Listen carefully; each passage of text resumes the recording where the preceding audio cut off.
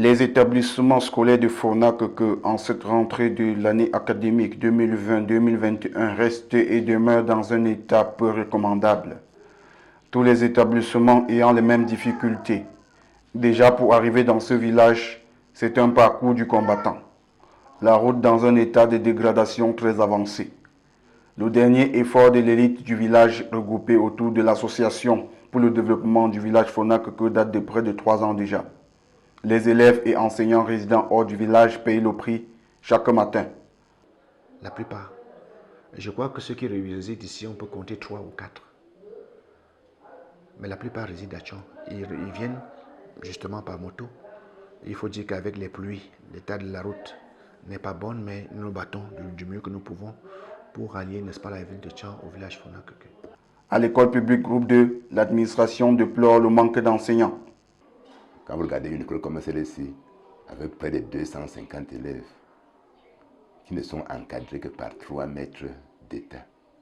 Par conséquent, la communauté éducative doit dépenser pour subvenir aux besoins de 3 maîtres de parents. Et quand vous comprenez un peu la lourdeur, la pauvreté ambiante qui règne dans le village, payer d'abord 3 maîtres de parents dans une école publique et de subvenir aux autres besoins de l'école, ça pèse un peu lourd sur les épaules des parents. À la maternelle communautaire située à la chefferie de ce village, les enseignants ont été obligés d'emprunter l'édifice de l'ancienne Caplamé pour transformer en salle de classe. Les enfants du cycle 1 et 2 de la maternelle cohabitent dans la même salle, séparés juste par une minime barrière en bois. Conséquence, difficile d'enseigner dans une telle ambiance. Nous utilisons l'ancienne salle de la Caplamé. Alors que normalement, nous, on devait avoir une école maternelle propre à nous-mêmes. Et dans la classe, nous, on est obligé de mettre les 2 sections dans la même classe. On scinde même avec le contreplaqué, qui n'est pas évident. Les bruits, il faut que tantôt on bavarde en grande section, en petite section. Alors, ceux qui peuvent suivre, ils n'ont même pas la possibilité de le faire. À la seconde maternelle, dont la première salle a été mise en place par les parents avec une contribution non négligeable de l'ADF, l'insécurité règne. La salle est encore en chantier, mais pour être sûr d'avoir un avenir, les enfants sont contraints d'y étudier. Nous avons raconté beaucoup de difficultés parce que les formes d'école, disons quoi, le budget, ça ne nous permettait même pas de le faire. Au point où nous allons prendre une décision de faire des billets d'aide. Et voilà la difficulté que nous avons eue. Et aujourd'hui, nous sommes là maintenant. Le lycée de Fonac, quant à lui, manque cruellement d'enseignants. Car sur près de 15 enseignants que compte le lycée, seuls 7 sont payés par l'État.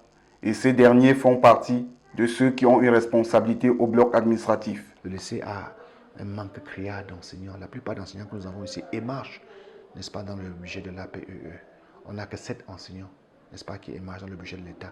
Ce qui fait que ça fait une lourde charge pour l'établissement pour pouvoir, n'est-ce pas, remplir convenablement ses engagements. Le lycée n'a aucun surveillant général. Une charge occupée jusqu'ici par le censeur. Les 2 surveillants généraux qui étaient là, l'un a été muté, n'est-ce pas, a été promu comme censeur, et l'autre, n'est-ce pas, a été muté. Ce qui rend difficile, n'est-ce pas, la tâche, n'est-ce pas, d'encadrement de ces élèves-là. Il faut dire qu'il n'y a qu'un seul surveillant de secteur, M. Diofagetian, pour ne pas le nommer, qui se bat comme il peut. Pour pouvoir, n'est-ce pas, mettre de l'ordre dans le campus. Plusieurs salles de classe restent en chantier depuis des années. Pourtant, le lycée manque cruellement de salles de classe.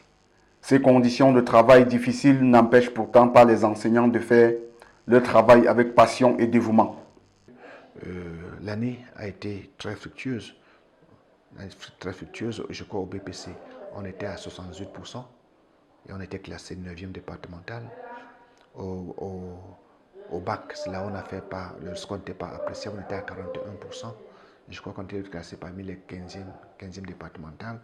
Mais là, nous avons frappé un bon coup au probatoire. Nous avons atteint 65% et que nous avons été classés premier départemental.